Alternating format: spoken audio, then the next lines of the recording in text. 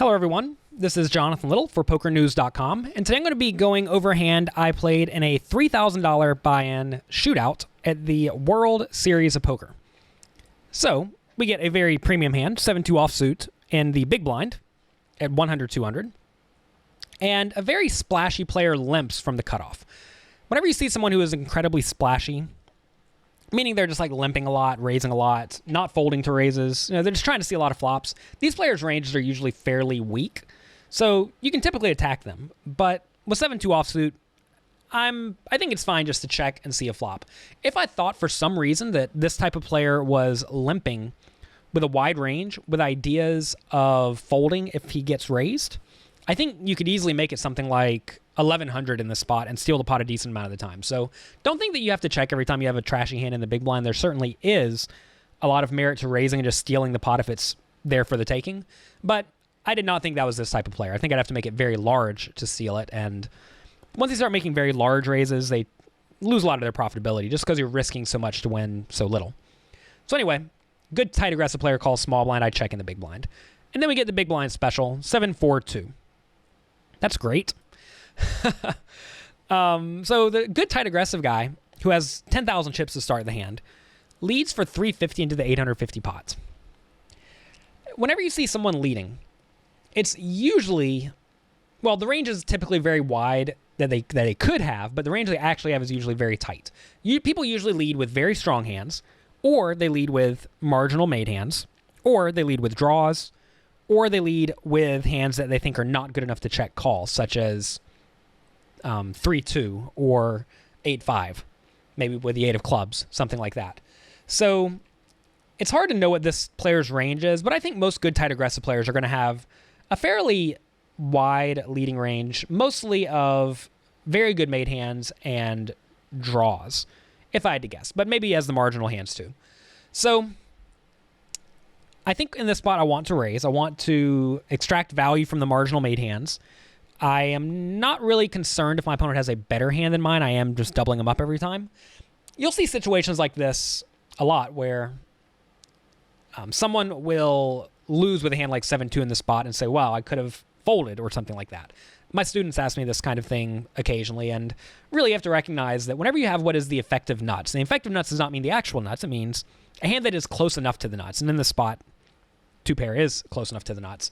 You have to be okay stacking off. And it's no fun to lose 50 big blinds in a spot like this when your opponent just has 7-4 or pocket fours. But that should happen so infrequently. Your opponent's going to show up with a draw way more often, especially given I have a 7 and a 2 in my hand. So whenever you are in this scenario, don't try to fold. So anyway, I'm playing my hand as if it is the nuts. I'm going to go ahead and raise.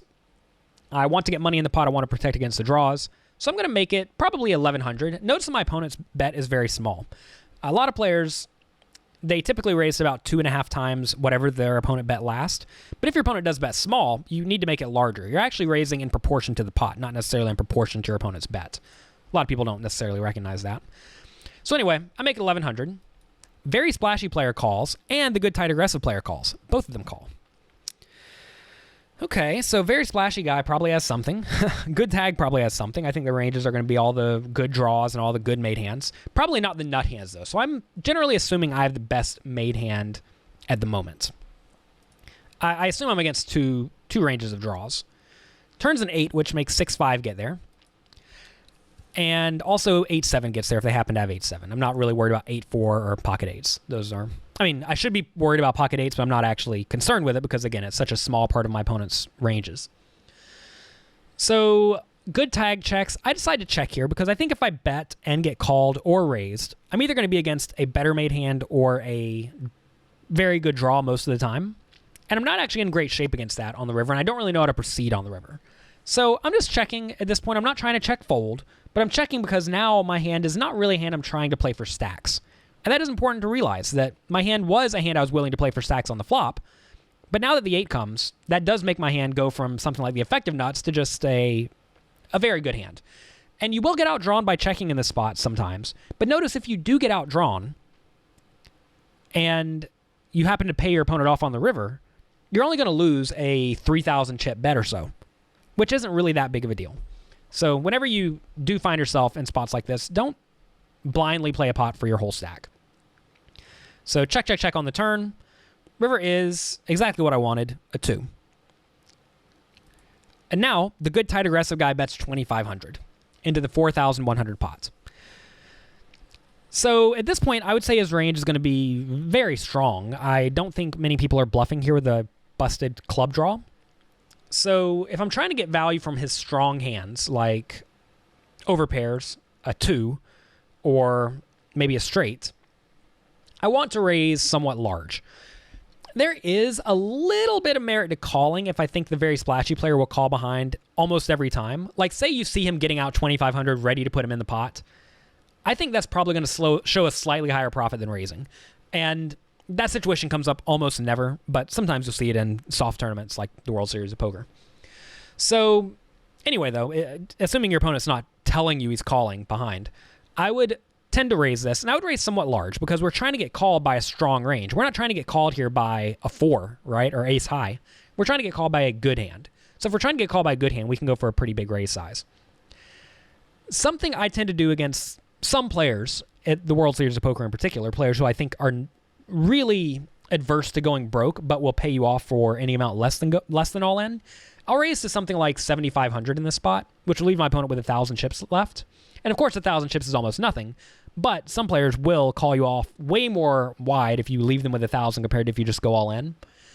Again, this is something that doesn't come up too often, but when it does, I think it's incredibly important because if I can get my opponent to call with almost everything, that's way better than getting him to call with only, a 2 or better.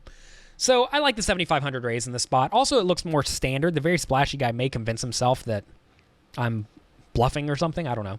I think as you start raising larger, you force the very splashy guy to play well. But I think whenever you raise to any size, very splashy guy is going to fold every time anyway. So anyway, I do raise to 7,600. Good tight aggressive guy calls, and I win. I don't remember how long he took to call or if he showed his hand or anything like that. This was from a while back.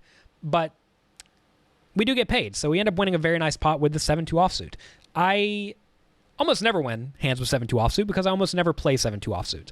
Someone commented about some of the hands that I've shared in the past. If you're not following me, follow me on Twitter at Jonathan Little. I post a lot of hands on there. They say you never show your bad hands. Why are you not showing us your bad hands? And the answer is I don't play bad hands. I have legitimately never raised 7-2 offsuit under the gun or anything like that. It's just absolutely not necessary. If you think that it is mandatory or anywhere near required to play trashy hands, unless you're perhaps on exactly the button versus tight players, you have fancy play syndrome. That's what it amounts to.